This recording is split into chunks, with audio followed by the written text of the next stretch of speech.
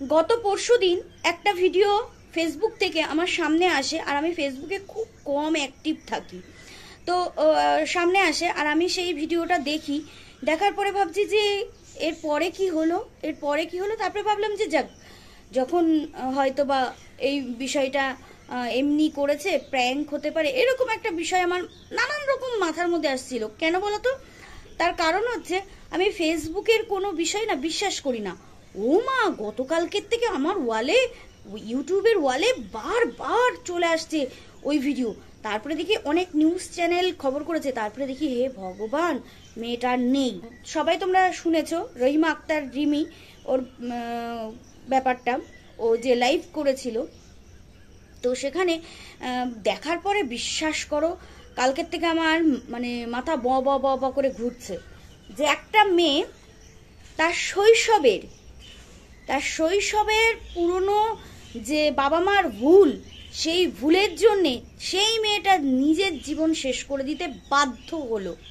কারণ তার আশেপাশে তার আপনজন, তার প্রিয়জন, স্বামী, শ্বশুর শাশুড়ি, ননদ, এরা তাকে ক্রমাগত তার বাবা মার ভুলের কথাকে তাকে পুনরায় মনে করিয়ে দিচ্ছে।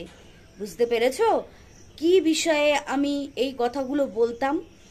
এই যে ভিডিওগুলো করতাম সেটা আমি কি বিষয়ে, ঠিক এই ভয়টা পেয়ে আমি গতকালকেই বোধহয় ওই যে সোনা দিদিকে নিয়ে একটা ভিডিও করেছিলাম, যেখানে আমি বলেছিলাম যে আমি কখনোই সহমত পোষণ করতে পারছি না।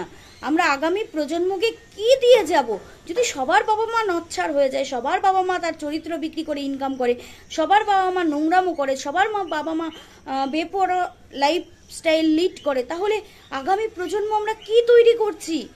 একজনের ফ্যামিলিতে তার বাচ্চা নষ্ট হয়েছে, ঠিক আছে, কিন্তু সবার ফ্যামিলিতে যদি বাচ্চা এভাবে নষ্ট হয়ে যায়, আগামী প্রজন্ম আমরা কি তৈরি করে নিয়ে যাচ্ছি? এই রাহিমা তার জ্বলন্ত উদাহরণ। রাহিমার বিষয় নিয়ে আমি এই জন্য ভিডিওটা বানালাম, তার একটা কারণ নয়, দুটো কারণ আছে। কারণ আমার লাইফে আমার সবচেয়ে প্রিয় বান্ধবী, তার নাম রাহিমা খাতুন। আর দ্বিতীয় কথা হচ্ছে এই রাহিমার বিষয়ের সাথে আমি এতদিন যে কন্ট্রোভার্সি ভিডিওগুলো বানিয়েছি ওতপ্রোতভাবে জড়িত। একটা বাচ্চা তার জীবনের শৈশব যদি ভুলে যায় না, শৈশবের সময় তার মাথায় যদি ওই ডিপ্রেশনগুলো চলে আসে যে আমার বাবা এই করেছে, আমার মা এই করেছে, এদের মধ্যে অশান্তি চলছে, কি হবে? এইগুলো যখন চলে আসে তখন সে তার শৈশবকে হারায়, তার কৈশোরকে হারায়, তার যৌবনকে হারায়। তার পরিণতি ঠিক এই রাহিমার মতো হয়। তোমরা মানে কি বলবো, কি করুণ পরিণতি। মেয়েটা এমনও করলো যে ক্লাস 7-এ থাকতে ও একজনকে আঁকড়ে ধরলো যে এই হচ্ছে আমার বাঁচার সাহারা, একে নিয়েই আমি বাঁচবো, বাবা মা গুল্লাই যাক, কিন্তু সেই সাহারাও তাকে ধোকা দিল। বুঝতে পেরেছো কত কষ্টে সে এই কাজটা বেছে নিয়েছে? ও চেয়েছে যে ওর আগামী প্রজন্ম, ওর মেয়ে যেন এটা শুনতে না হয়। ও যে কষ্ট ভোগ করে পৃথিবী ছাড়ছে, সেই কষ্টটা যেন ওর মেয়ে ভোগ না করে। বুঝতে পেরেছো? যাতে ওকে কেউ না বলে তোর মা তো ডিভোর্স হয়ে গেছে, তোর বাবা তো তোর মাকে অত্যাচার করে ছেড়ে দিয়েছে, এইগুলো যাতে শুনতে না হয়। ওর মা মারা গেছে, এটার জন্যে ওকে আর কেউ দোষারোপ করবে না। ভাবো কত স্যাক্রিফাই লাইফে। কার দোষ? বাবা মার দোষ অবশ্যই। এবং ও এটাও বলে গেছে যে আমার স্বামীকে তোমরা কেউ কিছু করবে না। তোমরা মানে ও জানতো যে ওর মৃত্যুর পরে ওর বাবা মা ওর স্বামীর নামেই কেস করবে, বলছে স্বামীর নামে কিছু করবে না, যদি কিছু করতে যায় স্বামীকে বলে গেছে যে তুমি উল্টে ওদের নামে কেস করবে মানহানির, কারণ ও জানে যে এটা হবে। তো ও দোষ করে মানে ও দোষারোপ করে দিয়ে গেছে সেই মানুষটাকে, ওর বাবাকে। এবং বাবাকে যে বিয়ে দিয়েছিল ওর কাকি বোধহয় না জেঠি, তাকে দোষারোপ করে গেছে যে তুমি তো এই করলে, তুমি তো নিজের সন্তান মানে স্বামী নিয়ে সংসার করতে পারলে না, আমার মাকেও সংসার করতে দিলে না, আমার বাবা কেন বিয়ে করেছিল, আমাকে কেন শুনতে হবে। তবুও সব কিছুর ঊর্ধ্বে ওর বাবার একটা ইন্টারভিউ দেখছিলাম, যেখানে ওর বাবা বলছে আমি তো করেছি 20 বছর আগে, হ্যাঁ, সেই কথা কেন মেয়েকে বারবার শোনাবে। তারপরে বিবাহবার্ষিকীতে ওর বাবা সোনার চেন দিয়েছিল ওকে, সেই চেনটা বিক্রি করে ওর যে স্বামী তার চাকরি করিয়ে দিয়েছে। ওর বাবা বলছে যে আমি তো 20 বছর আগে বিয়ে করেছিলাম, সেই কথা কেন শোনাবে। ওই মেয়েটা কিন্তু বলে গেছে 1 জুন ওর বার্থডে ছিল, ও যেদিন লাইভটা করেছে সেদিনকে এই কুরবানি ঈদ ছিল। তো তখন ওর বাড়িতে গেছিল, ভেবেছিল হয়তো সাহারা পাবে, কিন্তু কেউ সাহারা দেয়নি, বলেছে ওখানেই যাও, তুমি বিয়ে করেছো, আমরা তোমার দায়িত্ব নিতে পারবো না। যখন ও দেখলো নিজের আপনজনরাই দায়িত্ব নিল না, বাবার দায়িত্ব তো নেয়নি তখন, আজ বাবা বড় বড় কথা বলছে, তখন কি দায়িত্ব নিয়েছিল? নেয়নি। তাহলে তো বলেই যেত যে আমার বাবা নির্দোষ। ও বাবাকে দোষী করে গেছে, এবং দোষী করেছে সেই মানুষটাকে যে ওর বাবাকে বিয়ে দিয়েছিল, ওর কাকিনা জেঠি। তাহলে ওর বাবা এখন বলছে যে জামাই অত্যাচার করতো। মেয়ে বলে গেছে যে তোমরা যদি এরকম বিয়ে না করতে, আমার শৈশবটাকে যদি এভাবে ধ্বংস না করতে, আমি যদি এরকম ডিপ্রেশনে না যেতাম, তাহলে আমি তো সুন্দরভাবে মানে পৃথিবীতে বাস করতে পারতাম। কার দোষ? ও প্রতিনিয়ত দেখেছে ওর বাবা মার ডিভোর্স, ওর বাবা মার মধ্যে অশান্তি, ওর বাবা আবার বিয়ে করেছে, সেটা পারিপার্শ্বিক সবাই শুনিয়েছে যে তোর বাবা আবার বিয়ে করেছে।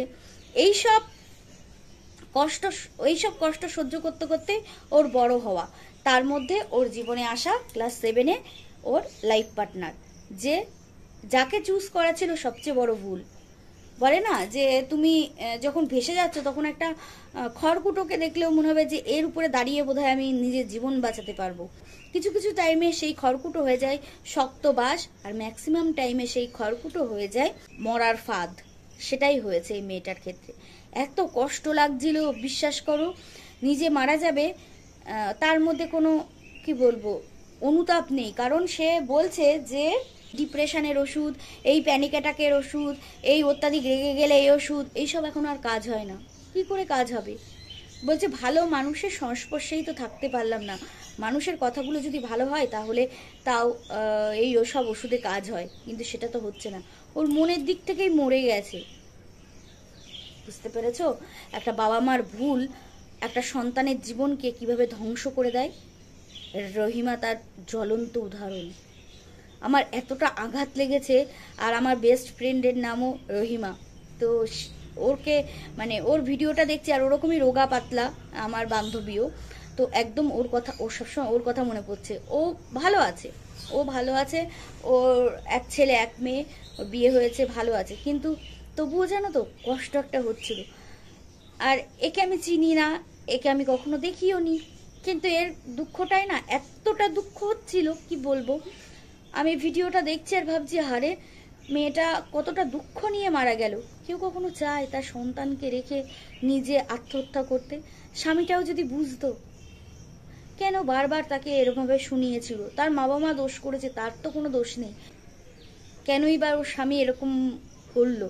একটু ভালোবেসে যখন যাকে কাছে এনেছে, যে সংসার করতে চেয়েছিল তাকে সংসার করতে দিতে পারতো, চেষ্টা তো করেছিল সব দিক থেকে যে সংসার যাতে করা যায়।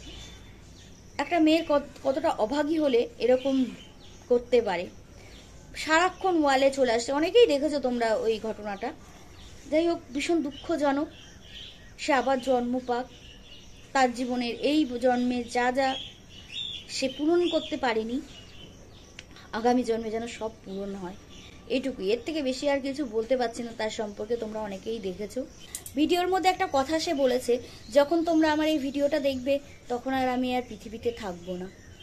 এত দুঃখ লেগেছে কি বলবো ওই জায়গাটা, ভগবান। এটা নিউজ চ্যানেলেও দিয়েছে যে বাড়ির ব্যালকনিতে সে তার জীবন শেষ করেছে। যাই হোক, এই ভিডিওটা সম্পর্কে এইটুকুই বলার ছিল, এর থেকে বেশি কিছু আর বলতে পারবো না। তোমরা অনেকেই জানো ঘটনাটা। চলো টাটা।